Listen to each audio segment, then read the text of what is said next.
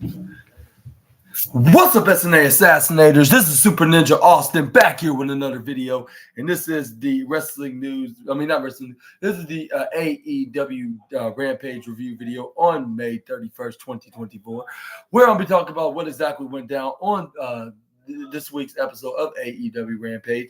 And I already been told about what's exactly the results was on tonight's show, but I thought I might give a review about it anyways, because some of y'all may have not heard about the news, or some of y'all skipped what I was talking about in the news. So I'm gonna tell you guys right here what exactly went down, and I'll say, to be honest with you, it wasn't very too exciting, but at the same time, it was still somewhat fun to watch, like for the new beginning of an onto the road to the next pay-per-view, which will be Forbidden Door. And this was a pretty decent post-show Rampage after the biggest AEW Double or Nothing pay-per-view we have seen in years. But let's start off with the opener, which I'll give the number one, next to the main event. With the main event coming in second. And I was thinking to myself, this might as well make this the main event, but it don't even matter. It don't have to be the main event just to be the greatest match of the night. But we start off with Penta El Ziedo Miedo and Penta El Ziedo Miedo and Konosuke Takeshita fighting for a spot at the AEW TNT Championship ladder match. That's going to be at the end of the month, of exactly 30 days from now, in June 30th, 2024 at Forbidden Door. But yeah, start off with Penta saying something to Konosuke Takeshita. That's where he was I since I'm in a generous mood, I think I want you to hit me first. This is where he tried to give him his best shot of striking him, but this is where Penta dug right out of the way, right on time. Super kick him in the gut. This is where he tried to go for a shoulder tackle, but this is where Takeshita reversed and shoulder tackled him. This is where he went right to the right side. This is where we got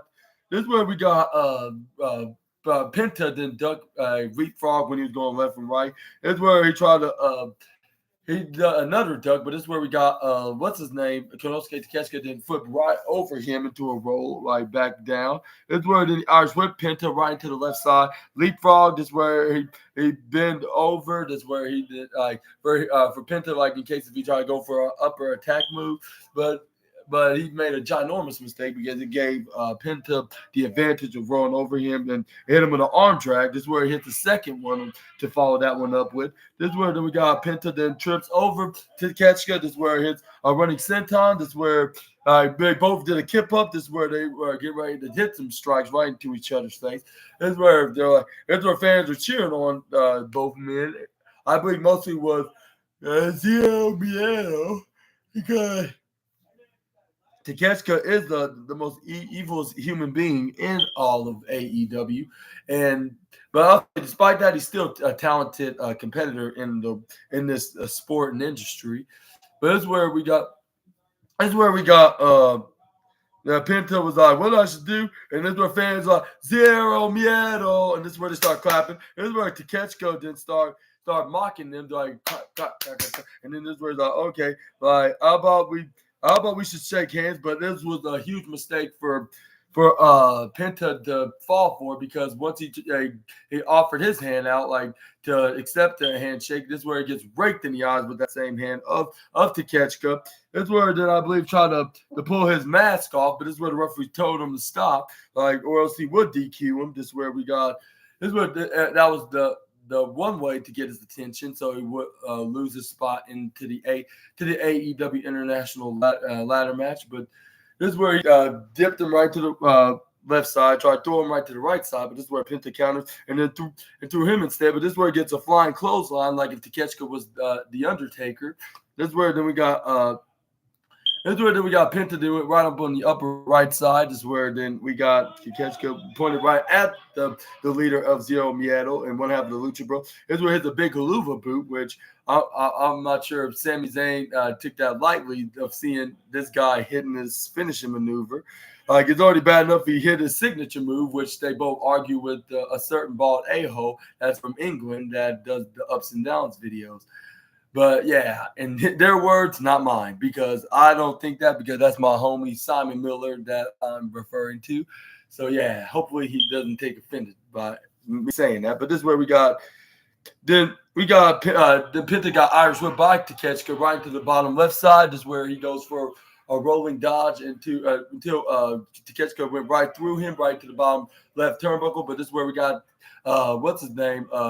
Penta then hit a backstabber right onto Takeshita. This is where then we got Penta to go get right back up. This is where then we got Penta to grab. Oh, Takeshita, referee was coming like, no, like stay in the ring, stay in the ring. This is where he's like, no, I don't want to stay in the ring. I want to finish him off. This is where we got Takeshita to hit a big right hand to the face of Penta. This is where we got Penta to hit a big right hand to the face. This is where then we got Takeshita follows it up with a forearm right to his face. This is where they start playing some typical wrestling tennis, I guess, to each other, except Takeshita was hanging right off the apron until we got Penta then hit him with a step up instigiri. Like once Takeshita tried to hit his final shot, but he got caught off guard with an instigiri kick by Penta. This is where then Penta then went marching right to the right side and then run. And then this is where he was like about to hit him with the suicide dive, but this is where Takeshita took a page out of Samoa Joe's playbook and said nope. And then this is where he no-selled it and walked off. This is where we got Penta then standing right onto the left corner apron. This is where he tried to go for a swift kick. This is where Takeshita then brought him right up. This is where then he hits him with a back suplex like if he was Randy Orton. This is where then he throw Penta right back in the ring. This is where then Takeshita then was walking around. He was like, yeah, that was very painful itself by lifting the former AEW Tag Team Champion. This is where he tried to go for a pin, but Penta managed to kick out at 2.2. This is where then we got frustrated Takeshita to start nailing some fists right to the face of Penta, even trying to gouge his eyes out with his two thumbs right on his. This is where the referee's like, stop it, or like you remember what I said when you try to rip off his mask. This is where Takeshita goes like, are you telling me what to do? And this is where he cornered the poor referee right into the upper right corner side of the turnbuckle. This is where he's like, you don't, like, nobody don't tell the Don Callis family what to do. And then this is where the referee's like, okay, like, but I'm just telling you what the rules are. And it's all about the rules, not what you want or not what I want. And then this is where Takeshita then say, like, it better be. And then this is where he then stomped right onto the midsection of Penta. This is where he picks him up, snapmares him right, with him facing towards the left side. Hits a swift kick right into the back. This is where then we got Takeshita then started looking around onto the left corner. This is where he was like,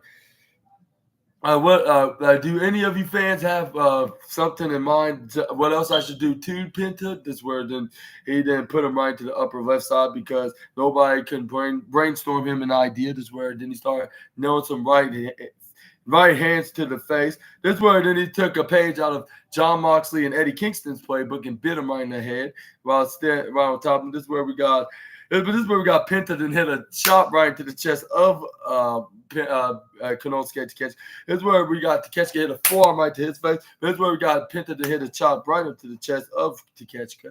I believe he must have got the number 3 spot for hitting a slap on the chest, even though he's not going after Kazuchika Okada's mid-card championship, but he still was hitting some chops. I believe, it'll have to be the Continental Championship just in order to piss off the Ring General. Like, you don't have to be in the Continental Crown Championship division just to piss off the Ring General, or should I say the King General, like because he just won King of the Ring last week, and he's focusing on being in the upgrading position as World Heavyweight Champion.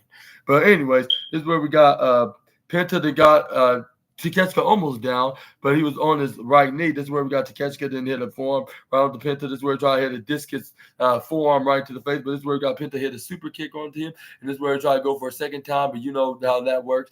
Like, it doesn't work the second time. It's not a guarantee. This is where then we got Konosuke Takeshita then hit him with a big forearm right to the face. This is where the Alpha goes for a cover, but this is where we got Penta kick out at 2.7. This is where then we got Konosuke Takeshita to start hitting right hands right into the face of the master of Zero Miedo. This is where then he got him in a headlock, but this is where Penta managed to flip right out of it, but only only for him to get intercepted by the Alpha. This is where we got what move he hit? It was some kind of a power slam, I believe it was. Yeah, that's what it was. This is where then we got him put him right to the bottom corner side of the rope. But this is where it gets countered by the leader of Zero Miedo. This is where we got Penta that was back in control. But until he put him right to the upper right side, this is where he gets strike right to the face. This is where he turns around. This is where Takeshita tried to hit him with a clothesline, but this is where he ducked out of the swing. This is where he pushes him right to the upper right side. This is where he gets pushed right back to Takeshita. This is where we got Takeshita flip right over to a flying head scissor and then turn to a wheelbarrow. This is where we got Penta then rolling up and down and then until he got back up. But this is where he get deadlifted wheelbarrow German suplex by the Alpha.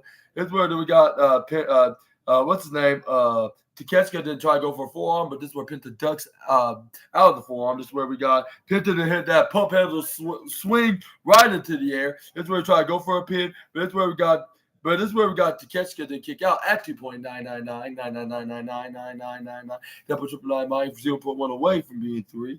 This is where the Penta was like, I thought for sure that was going to be it, even though it's not exactly the fear factor, but it was a move that was similar to it, which was a signature. But this is where we got Penta then rolled up. This is where we got charging right at the Penta. This is where he did hit some punches right onto the back of what's his name of Takeshita. This is where he grabs onto his right arm. This looks like he's about to bend it back, like if he was Pete Dunne. This is where Takeshita was not taking that lightly. This is where he rolled him up. This is where then he hits him with that devastating clothesline that swing his right arm to Penta to the point that he could have knocked off his head off, but luckily his shoulders were shielding the Lucha Brother. This is where Takeshita is lucky to try to pin Penta, but this is where Penta kicks out at 2.6. This is where Takeshita was like, really? Like, I may have understood if it was 2.999, but kicking out at a count of 2, like with 0.3 seconds before being expected, it's just way unreal. Like, it's very unreal and very impossible, perhaps. This is where we got him Irish whipping Penta El Ziedo Miedo. This is where he tried to go for the big haluva kick right into the face, but you know the rules in professional wrestling. Like if it works the first time, it's not guaranteed the second time, because this is where Penta then flips him right over the top rope. This is where he runs right to the bottom corner rope. This is where he springboards off top, and then he went right on to Takeshita right to the left on the left corner apron. This is where he hits him with a Canadian Destroyer, with Penta bouncing Takeshita's head right off the apron, which is the hardest part of the ring, by the way. This is where then Takeshita did not know what day it is until the referee reminded him it was Friday. Well, maybe it was Wednesday. He probably actually said, like, it's actually Wednesday, but we're pretending this is Friday. But that's where we got Penta then throwing Takeshita right back in the ring, trying to get a cover victory. But this is where the referee was right before he was like 0.3 inches away from being 3. This is where we got what's his name? Takeshita kicking out at 2.7. And this is where Penta then was like, all right, like I should know that was not going to be it. And then this is where then he started punching his fist right onto the canvas. This is where Penta was. This is where the Penta fans were chanting his catchphrase "Zero Miedo." This is where we got. This is where we got Takeshita to try to go for that big knee strike right into the face of Penta. This is where Penta moved out of the way. This is where he rolled over right onto Takeshita and tried to go for the fear factor. But this is where we got what's his name? This is where we got Takeshita then counter out of it, rolls out of it. This is where then he tried to. This is where he tried to go for like some kind of like some kind of a power bomb maneuver. But this is where he gets flying head scissors by Penta right onto the upper corner ropes. This is where we got Penta runs right to the bottom corner ropes. This is where we got him running right towards Takeshita. He did not know what move he was about to hit. That was a ginormous mistake from Penta. This is where he gets flapjack right onto the top corner ropes. This is where then Penta went, I mean, not Penta, Kanotsuke then went right to the bottom corner side. This is where then he took off his elbow pad. This is where he hits him with a big right knuckle punch. This is where then we got this is where we got Takeshita and hit the big knee strike right to the face. This is where it goes for which that pile drive knee, like which that was a guarantee. And then he got the 1, 2, 3. And he advances the first qualifier in the TNT Championship match at Forbidden Door. And who else will be qualified in this TNT Championship match? And do you think that there should be some New Japan wrestlers that should be in this qualifier match, or do you think it should be all AEW wrestlers that should be qualifying in this match? Let me know down in the comment section right down below. I'll say, despite being mainly an AEW pay-per-view, I think there should be more about crossing over with AEW. I mean, with NJPW wrestlers joining AEW, like in other matches, like whether if it's for the IWGP or New Japan Strong or the AE or either of the AEW championships, like whether if you're in the men's division or women's division. That's the whole point about it being the Forbidden Door. But yeah, your winner of this match is Konosuke Takeshita. I want to give a huge congratulations to the guy of successfully defending his qualifying in this match. And I gotta admit, he didn't need to do anything dishonest, in order to get this win. I mean, even though he's a heel, but I gotta give him credit when credit is due. And do you think he's gonna be the one that's gonna become the TNT champion, or do you think somebody different and totally that's gonna be the next qualifier in the upcoming weeks? For at the end of the month's pay-per-view, we're just gonna have to wait and see, and just keep your comments down below. But let's move on to the next slide. We got this is where we got a backstage interview with Chris Jericho. This is where then we got Renee Paquette and asked the questions about him and Hook, and about Hook following in the footsteps of Samoa Joe, and about his learning tree, like him adding a new member. This is where we got Chris Jericho's like, it's a good thing you asked those questions, Renee, because first of all, he's like, I got an unprovoked tagged by a young star, which is, he calls himself the cold-hearted handsome devil. Is that correct? Which is named Hook, but yeah, educatedly fit, or what's that, or comprehensive, comprehensive. And then this is where then Brian Keefe hilariously calls it disrespect, and I was dying with laughter. I was like, do you really have to shout everything in confirmation whenever Jericho speaks about something? But anyway, this is where the Jericho's like, besides, like, let's talk about, and it's obviously we're talking about Hook here, because he may have learned a few things from Chris Jericho, but he didn't he wasn't quite fully educated from the learning tree. The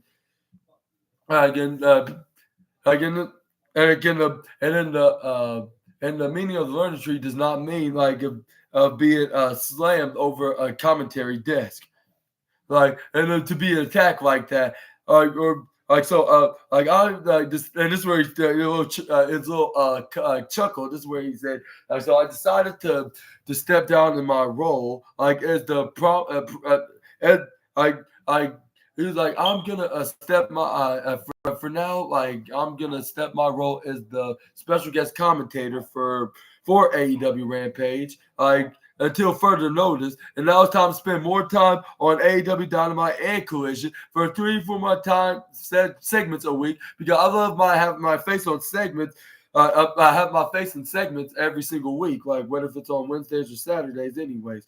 Am I right? And he's like, am I right, you guys? And this is where we brought Keith and Brian Keith and Big Bill was nodding their heads, yeah, you're absolutely right, Jericho. This is where the Jericho's for now, I'm going to step down as AEW's commentator. And then he said, I was stepping at number one on Rampage on your TV. Like I'm still number like no matter what, like I'm still number one in your hearts. And then this is where he thanks the fans like for being understanding. This is where we got the segment ending, like moving on to the next song. This is where then he even hilariously and sarcastically said thank you to Renee Paquette as well for calls her that. Like she is very fantastic in her work as a backstage journalist. Like, and I was like, no wonder Tony Khan hired her. Like, not because she has some experience from the other company that's competition to them, but just because she has that talent. Or no matter what company she go to, even if she was in TNA or even New Japan Pro Wrestling or Major League Wrestling, hypothetically, like she would still be this great asking accurate questions about current storylines, angles, and even wrestlers' future matches, or what if it's in the same night or on an upcoming week or next week or even at an upcoming pay-per-view or something like that. But yeah, again, let me know down in the comment section right down below. Let's move on to the next slide. This is where we got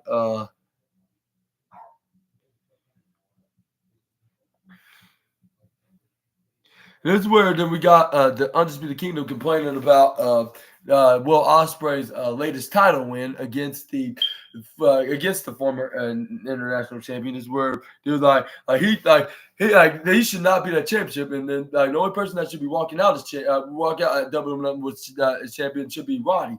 And I was like, yeah, that. I'm not sure. Yeah, like it could have happened, but it didn't because Roderick Strong didn't have enough left to throw down to Will Ospreay, and Will Ospreay turned out to be the better man.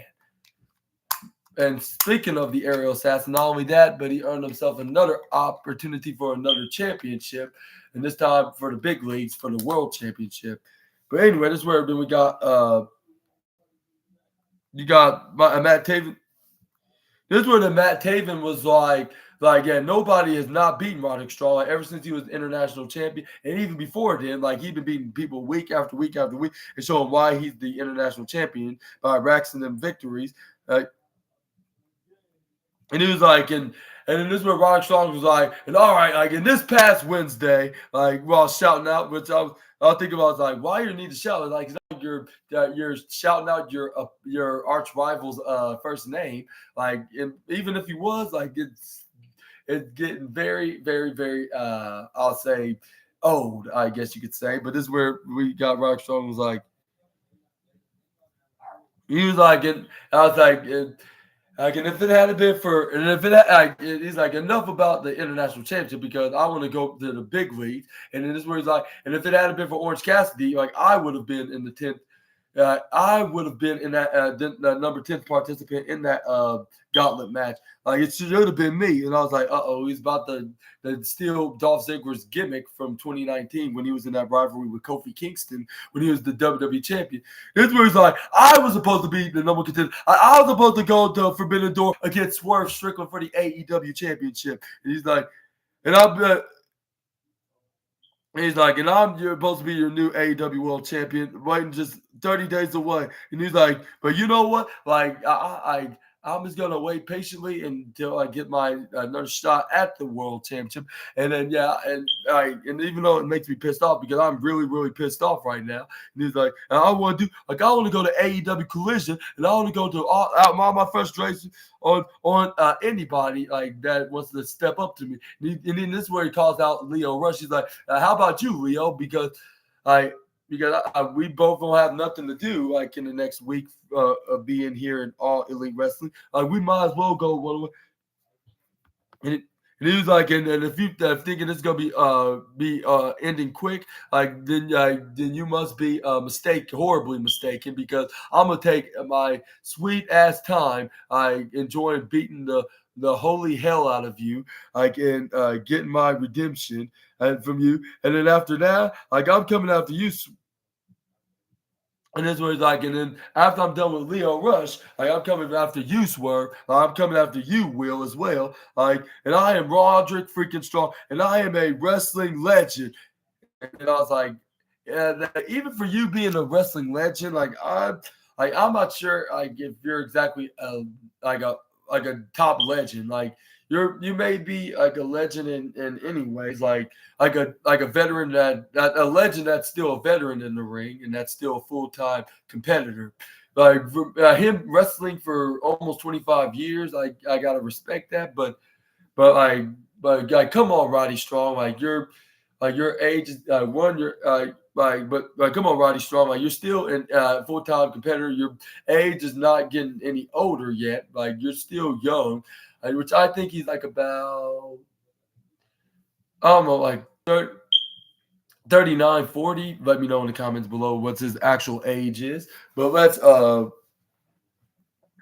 but yeah, do you think that we're gonna see Roderick Strong beating Leo Rush? And I forgot to say, like Leo Rush made his AEW return, or if not already, I did. Well, I'm not sure, but I'd say he made his return, and he's been on. Yeah, I think I did. I even made a Mark Henry joke. Yeah, I'll say maybe it's because Mark Henry was leaving AEW, which I hope nobody didn't get offended. But yeah, he's back. He's been back since this gauntlet match this past Wednesday on Dynamite, which Roderick Strong trying to get some redemption of winning back his international champion and also becoming AEW World Champion. And do you think he will get a shot at the All Elite Wrestling Big Gold Belt? Or do you think it's going to take only a matter of months?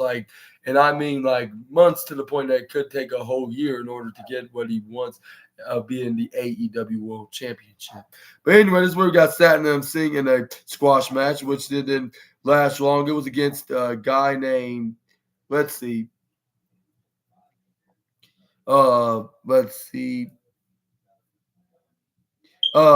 Pretty Peter Avalon. Yeah, Pretty Peter Avalon, which did not last long. I'm not sure if it even lasted a minute. I mean, at first, Pretty Peter Avalon did a little grappling. This where surprisingly knocked him right down with with Satnam.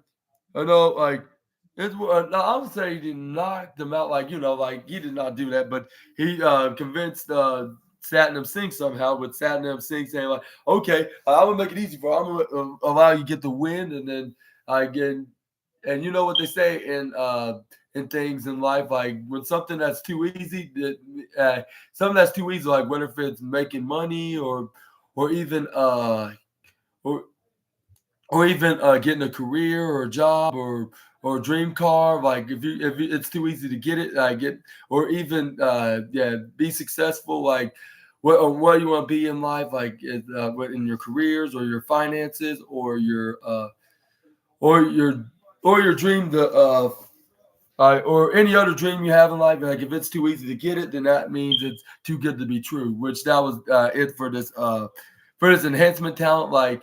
And for those that in general, if you see something that is too easy to achieve, whether it's a dream or some kind of success or some kind of dream job, like a career, whether if it's in wrestling or football or in acting or modeling, music,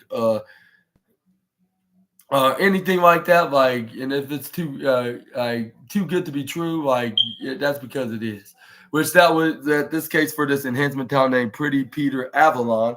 This is where we got Sanjay Dutt to try to convince him of doing it. Like if there's a couple of scammers, this is where we got the man try to go for a pin. This is where once the referee count to one, that's where Satnam Singh lifts him up right off of him, and this is where we got the opponent then flying about 3 feet in the air, when he kicked out of it at 1.9, or was it 1.8? I believe it was 1.8 because it was a couple inches before 2. This is where we got Satnam Singh got back up. This is where then he started doing his punishment.